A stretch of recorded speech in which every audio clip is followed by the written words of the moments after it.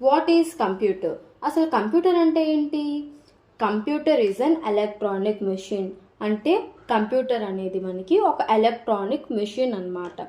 That processes information and perform task based on instruction. అది ఏం చేస్తుంది? ఇన్ఫర్మేషన్ని ప్రాసెస్ చేస్తుంది.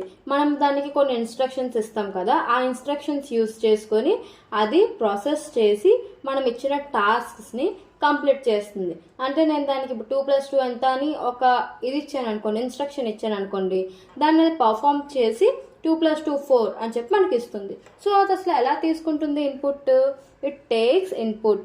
అంటే ఇన్పుట్ ఎలా తీసుకుంటుంది? కీబోర్డ్ నుంచి, మౌస్ నుంచి తీసుకొని దాన్ని ప్రాసెస్ ఎలా చేస్తుంది? దాని బ్రెయిన్ అయిన CPU ద్వారా, అంటే సెంట్రల్ ప్రాసెసింగ్ యూనిట్ ద్వారా దాన్ని ప్రాసెస్ చేసి దాన్ని స్టోర్ చేసుకుంటుంది మెమొరీలో. ఆ తర్వాత మనకి రిజల్ట్స్ని స్క్రీన్ మీద చూపిస్తుంది లేదా వేరే వేరే డివైసెస్కి పంపిస్తుంది. సో ఇది కంప్యూటర్ అంటే. కంప్యూటర్ అనేది ఒక ఎలక్ట్రానిక్ మిషన్.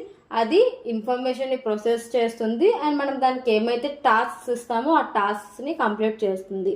ఎలా అంటే దాని బ్రెయిన్ యూస్ చేసుకొని CPU ద్వారా చేస్తుంది. సో ఇక్కడ చూడండి, అది ఇన్పుట్ తీసుకుంటుంది, దాన్ని ప్రాసెస్ చేస్తుంది, ఆ తర్వాత మనకి అవుట్పుట్ అనేది ఇస్తుంది. సో ఇది కంప్యూటర్ అంటే. స్టాటిస్టిక్స్ ఏంటి? దీని యొక్క స్పీడ్. అంటే కంప్యూటర్ అనేది చాలా ఫాస్ట్గా వర్క్ చేస్తుంది, అదే విధంగా చాలా టాస్క్ని సెకండ్స్లో కంప్లీట్ చేసేస్తుంది అనమాట. యాక్యురసీ ఏంటంటే దీని రిజల్ట్స్ ఎప్పుడు కరెక్ట్గా ఉంటాయి. ఎప్పుడు నేను ఇన్స్ట్రక్షన్స్ కరెక్ట్గా ఇచ్చాను అనుకోండి, దాని రిజల్ట్స్ కూడా కరెక్ట్గా ఉంటుంది. స్టోరేజ్. కంప్యూటర్ అనేది చాలా స్టోరేజ్ అనమాట. దాంట్లో లాట్స్ ఆఫ్ డేటా అండ్ ఫైల్స్ని స్టోర్ చేసుకోవచ్చు. ఆటోమేషన్ అంటే ఏంటంటే ఒకసారి ప్రోగ్రామ్ చేసేసిన తర్వాత అది ఆటోమేటిక్గా టాస్క్స్ అన్ని చేస్తూ ఉంటుంది. Multi tasking. Computer can do many things. ఇప్పుడు నేను చూడండి, ఇప్పుడు ఈ కంప్యూటర్ యూస్ చేసుకొని నేను PPT రెడీ చేసా, ఈ కంప్యూటర్ యూస్ చేసుకొని నేను స్క్రీన్ రికార్డ్ చేసా. సో ఆ విధంగా ఇది మొత్తం మల్టీ టాస్కింగ్ అనమాట.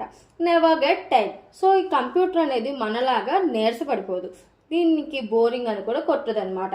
మనం చేసిన పని చేయాలంటే మనకు బోర్ కొడుతుంది, కానీ కంప్యూటర్ కదా ఉండదు. కనెక్టివిటీ. ఈ కంప్యూటర్కి ఉన్న క్యారెక్టరిస్టిక్స్లో మెయిన్ ఏంటి? కనెక్టివిటీ. సో ఇది మనకి ఇంటర్నెట్తో కనెక్ట్ అవుతుంది, వేరే వేరే డివైసెస్తో కూడా కనెక్ట్ అవుతుంది. నెక్స్ట్ దీని యొక్క కాంపోనెంట్స్. సో కంపోనెంట్స్లోకి వచ్చేసరికి మెయిన్గా డివైడ్ చేసుకుంటే 2 కాంపోనెంట్స్ లైఫ్ ఉంటుంది. ఒకటి హార్డ్వేర్, ఇంకొకటి సాఫ్ట్వేర్. హార్డ్వేర్లో మనకి సెంట్రల్ ప్రాసెసింగ్ యూనిట్ ఉంది, మెమొరీ ఉంది, input devices, output devices, storage devices. సాఫ్ట్వేర్లో మనకి application software, system software. So CPU అంటే ఏంటి? బ్రెయిన్ ఆఫ్ ద కంప్యూటర్ అని ఇందాక చెప్పుకున్నాం. మెమొరీ అంటే ర్యామ్, రోము. ఇన్పుట్ డివైసెస్ అంటే కీబోర్డు, మౌస్. అవుట్పుట్ డివైస్ అంటే మానిటర్, ప్రింటర్.